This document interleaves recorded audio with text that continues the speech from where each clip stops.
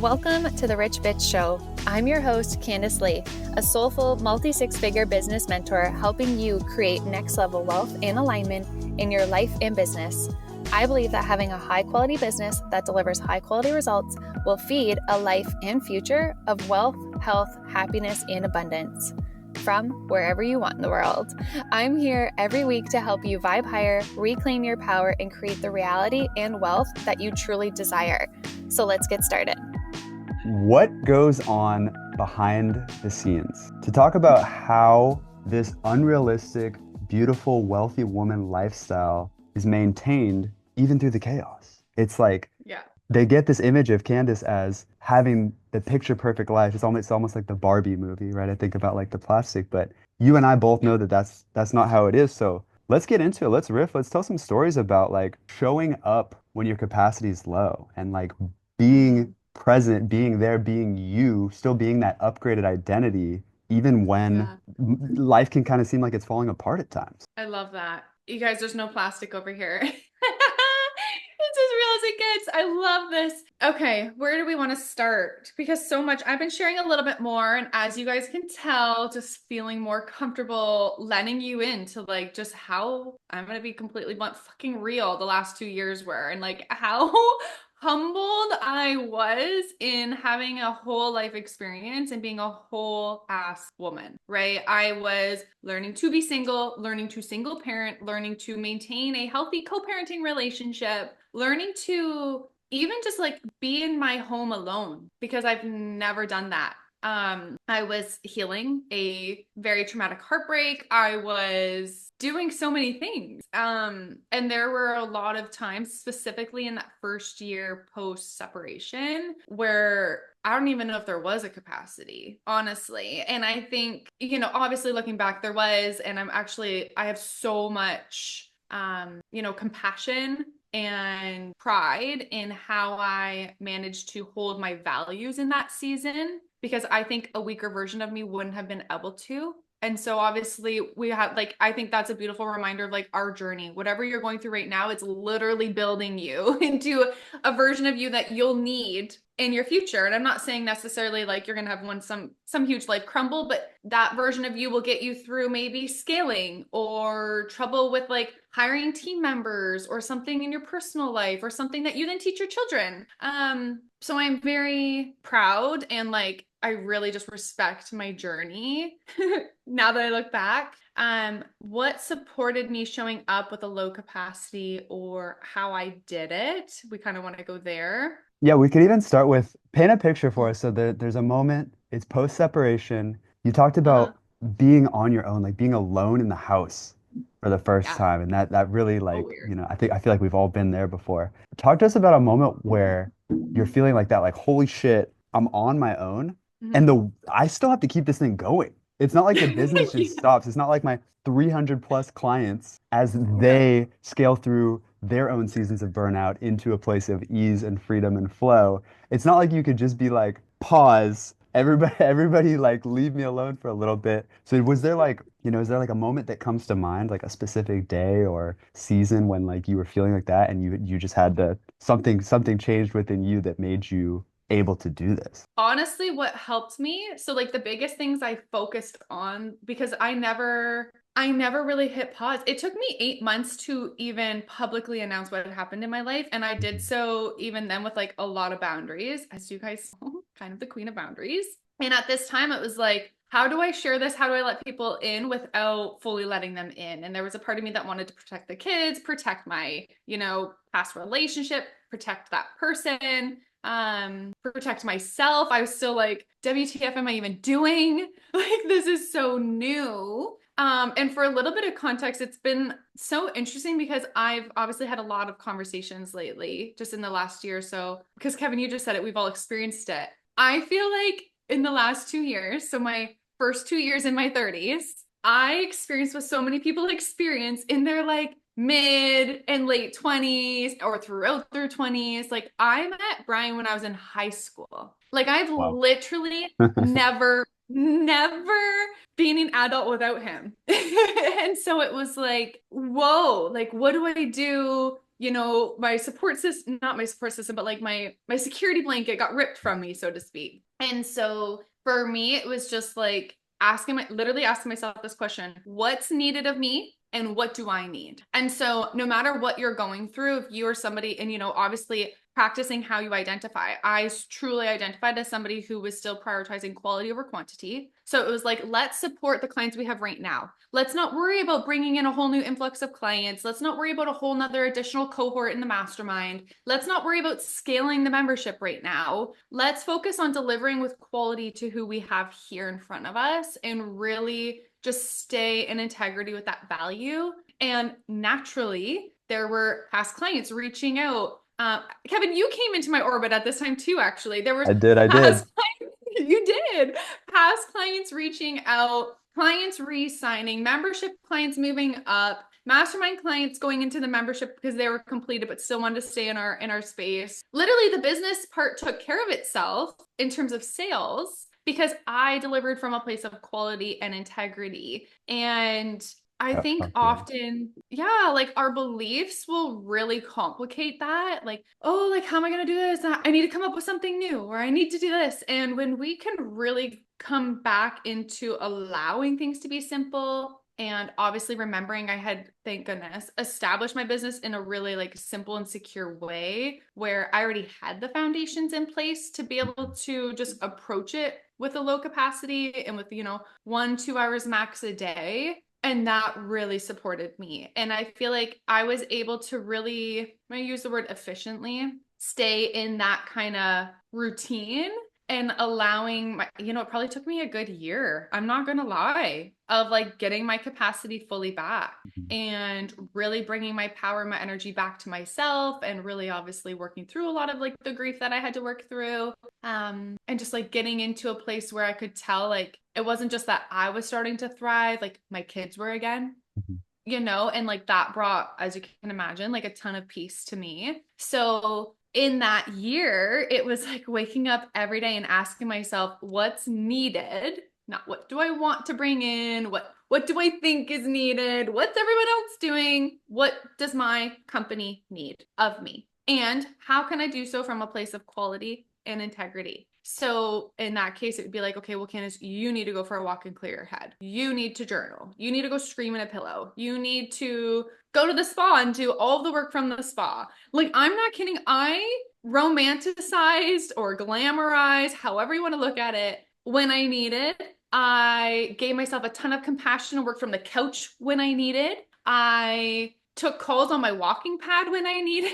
Like, I truly did what I needed. And I made sure that I was delivering from a place of quality. I wasn't showing up, right after crying. Like I was trying so hard to be intentional and knew like, this is 2 hours where I don't have to worry about what's going on outside of the world. I get to truly come from a full cup and pour into them and go into their world. And I think that that's what truly kept me, and obviously the business, moving and going and growing. Like I came with the other side with growth, which was like, Absolutely, yeah. Rare, it's very not, rare. it's not, it's not very, realistic, but that's how it went. And I feel like I wouldn't be as locked into where we're going in 2025, in who I am and what we're doing inside the mastermind or with our member. Like I wouldn't be as locked in as I am right now without going through that experience and realizing what we need as women who are also mothers or want to be mothers or lovers or want to be lovers,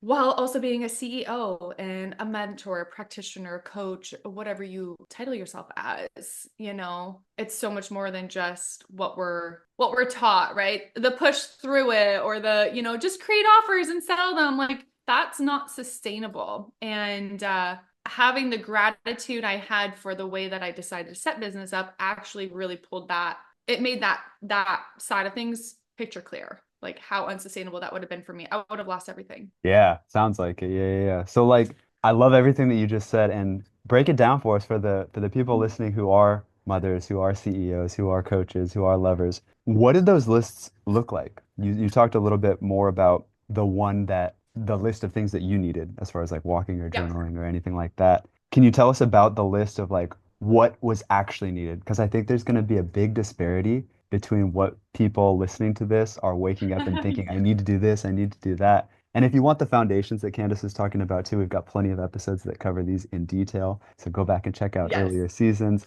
jump into the mastermind, get going with all this awesome stuff. But just for a quick breakdown for these guys, like in your personal experience, what were things that came up on those lists over and over? That were needed. Yeah. And we've talked lots about this, but it was the DMO. So each day this looks a little bit different depending on what day of the week it is in my calendar. Most of you guys know I do like 3 days max of calls in a week, and it's like 1 to 2 calls a day. Like I don't do anything more than 3 calls. That's like my max. And it would be the recycle trucks going by. It would be marketing for the day. So what's needed for marketing? Do you have a scheduled post that's going out or no? You know, we have a story formula that we teach our clients, and that kind of becomes unique to your brand mission and message. And so like, did I do my part on my story marketing? Is there anything that I want to share from the podcast, and what is needed for our clients? So checking in with the Voxer, and do I have any calls? And that was it. That was it. Yeah, I'm like, you hear that, guys? Like it's not a big list. Woo! And that's because let's talk about this for a quick second, because I have an invitation for you that this seems like really alive, and we're going into January. If you're like, but how do I make that money? How do I make money? Sorry, doing that. How do I make the sales? I don't have the offer to do that. I don't have the business model lined up to do that. If your business structure is basically you making a new offer every month and you trying to sell that offer every month, or you open and close launching and then going months without new income coming in, I highly recommend starting with a one-on-one session in January. The simplify and scale sessions. Even if you aren't in the scaling season, the things that we cover in these 1-hour one-on-one intensives will literally set you up for the whole year, right? We can go into your offer delivery, which is like structuring your offer so it's evergreen, so you can have consistent high ticket sales coming in, and then your marketing to match that, so that you are actually having something that is of structure, that is secure, that is going to hold you and is scalable without you constantly spiraling every single month. I would highly recommend that. I know Kevin leaves those in the show notes below, so you can always check that out. Just DM me if you're just even curious. If you're not in a place to invest into support, but you know for a fact that that's something that kept you stuck in 2024, I would not go into a new year doing the same things. Because obviously, like, I can say all these things about how simple it was and how my DMO was really simple, but the reason it was is because my business is set up that way.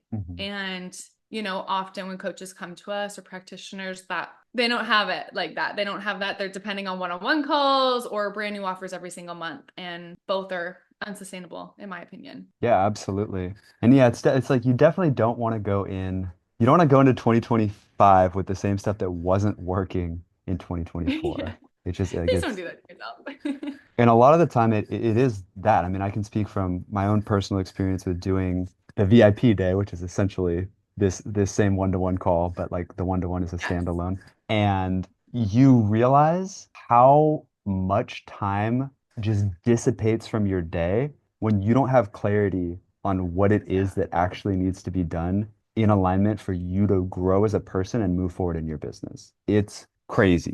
You end up with just like these like if you are someone who has a to-do list that seems like it's never getting shorter, this is for you because Seriously. you can spend so much time busying yourself with tasks that aren't necessarily moving the needle forward, and then you're exhausted and you get to the end of the day and you're like, what did I even do? Like where did I go? Where did my energy go? Are there new sales coming in? No. Like what am I doing? And we've talked before about calling it being called blind spot coaching. And it's just the reality that we all have blind spots, just like as human beings. I can't see what's behind me. That's just the way my eyes work. I'm not a fish, And it's like when you have that professional mentorship with someone who you trust, with someone who's doing things that you want to do the way that you want to do them, and then you can learn from this person, hint, hint, Candice, everything changes. You get the clarity in your vision. You know what to do on a day-by-day basis. Your time starts getting freed up. Your energy starts getting freed up. Things start falling into place more easily. So yeah, you have it from both of us here. Obviously, we're on this side of the glass, but highly, highly recommend checking that out. I loved what you said though about I love that because I forget about those days where I had like you guys, I was doing this. Like this was me 5 years ago. Like going into the office every day, had this huge to-do list, but I actually had no idea how to generate the actual sale with like a clear idea and concept and message and framework of, okay, I'm going to do this every day and this is the result I can expect from it. I didn't have that. And I forget about what it's like to literally be so inundated with busyness and chaos. That's So like one of my Kevin, favorite Candice isms is like busyness does not equal business. I was like, no. because it's sequencing too. Because like, Yeah, is having a website inherently good or bad? No. Is working on your email marketing inherently good or bad? Is building a course inherently good or bad? Like none of it is anything. But if you're not doing it yeah, in an order that makes sense for your business and what your clients need, then it is a waste of time. And so for a lot of people, absolutely. spending that 100 hours building your signature course before you've taken people through your process, or building out a whole email campaign before you have something that people are opting into, et cetera, et cetera, et cetera. Like you can waste I mean, and like you just said, like I'm just saying all this stuff from personal experience, like looking back, like, damn, Yeah. like what did I even do? Which, it's part of the journey too. And even that, like on Yeah, a deeper level, like it's not a bad thing, but it's like if you want to be somewhere else, yeah. you got to be willing to see things differently and then take different action. For sure, for Yeah, sure. spot on. Spot on. And I think too, oh, you just said something and it totally left me. Oh, the amount of times where, I'm hired and, a client waits a year knowing they need to do something differently. It literally hurts my heart. And it's like, oh, I've been for the last year, I've just been like working on this program and I knew I had to get this program done before I could hire you. I'm like, well, how many sales have you made in the program? Well, none. I've been working on it. I'm like, oh my gosh, like we have clients that have made 9K in the last 10 days on a program that's not even finished yet. Like we don't have to complicate this. And I love what you just said, Kevin. And obviously, that that's something I really stand for is there's nothing's wrong and nothing's right. It's about your business, your vision, your mission, and how you want to see it through is going to determine everything. You guys knew or know, or if you don't know, you're about to know. I had my first 500K year with no sales page, no master classes, no cold DMs, no, I don't even know, sales page. It's like nothing, no No website, no sales webinars. page, no master class, no webinars, no funnels. I emailed out when I wanted to email out. I had one assistant who simply took care of lead generation and posting for me if I didn't have, like, if I planned my content, you couldn't schedule it at this point in time. If I had planned content, but I didn't have the capacity to put it out, for example, I was homeschooling the kids, traveling the world with them. She'd put it out for me. That was it. That was all I had. I worked 1 to 3 hours a day. Like it was so simple. And had I believed I needed what my peers were doing, I know for a fact my results would have been different. And I stayed so funneled into my own lane. I did not look outside of my business, outside of my mission, outside of my vision. I did not allow any comparison. I knew that I couldn't bring that in. I couldn't allow myself to put energy there because I mean, Kevin just said it too. Your route is going to be different than whoever you're currently watching and absorbing and trying to like pull nuggets from and be like, okay, well, what did they do next? So I can do it next and reverse engineer what they did. Unless they're living literally the exact day to day that you want to be living and they're doing it exactly how you would do it. And they're like, it's so hard to say that you could reverse engineer anything that anyone else has done and get what you want out of it. Well, because it's like it's so holistic, especially in coaching. It's like So maybe if you were holistic. selling a water bottle, look at this premium glass water bottle. India's hooking it up. I love that, by the way.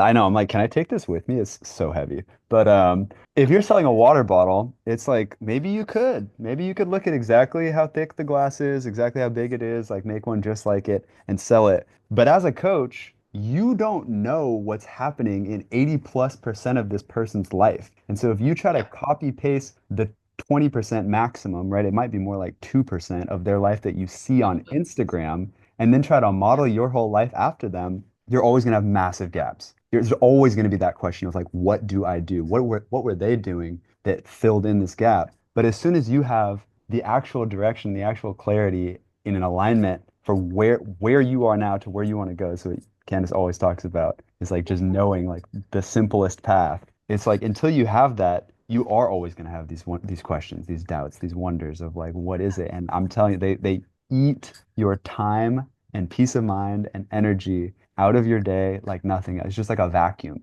that you just plug into your ear and it just sucks your day away. And your results, okay? Like, how much time have you spent? Okay, I love this. Let's pause for a second and have like a huge moment of reflection. Ironically, on Monday, okay, so it's gonna be past by the time you read this, but we're doing a reflection workshop in the membership, literally for something similar. But one quick moment. How much time in 2024 did you spend questioning, doubting, comparing, or changing things in your business based on what you saw someone else on the internet doing without any fucking clue if it was even working? And that whole time, you could have had the clarity, the formula, and the actions laid out in front of you of what you should do for your vision, your mission, and the reality you are building inside of your business and outside of your business. You wouldn't have had to watch, compare, second guess, or waste any time, energy, resources, or experience a lack of results. And you would be in a completely different place. And this is the power of awareness and reflection. But two, an invitation into an entirely new level of leading yourself in 2025. Because this side of the leadership, Kevin will tell you, is a huge component of the work that we do with clients behind the scenes. Yeah, you don't see this stuff on our stories. Yeah, you don't see this stuff, when we're marketing and talking about a program, but you see it in how we act, how we lead, how we show up, how we speak, how we prioritize things, how we recognize and build awareness on what's needed, what's not, what's noise, what's, supportive. And if you can just slow down for a second, and I feel like the timing of this coming out is just going to be really supportive. Where did you actually put so much of your focus in 2024? What were the beliefs you loved the most? What were the things you worried about the most? Did you worry the most about making the next sale? Is that how 2024 was spent? Was it worrying about, your health because you were burning out? Was it worrying about something with the family, your children, your future? Like, where did you worry? And check in with that as well. And I think it's, again, a really good indicator of you being able to, in your own way, catch your own gaps too, and figure out how you can change that to have just such a better experience in life and business in 2025. Oh yeah. Amen, sister. Okay, future millionaires, thanks for hanging out with me in today's episode. I cannot wait to hear your takeaways from it. If you haven't yet, take a quick screenshot and share this to your stories. Tag me so I can shout you out for elevating and showing up for yourself. I want you to remember you were born deserving of a wealthy life, and now it's time to create it.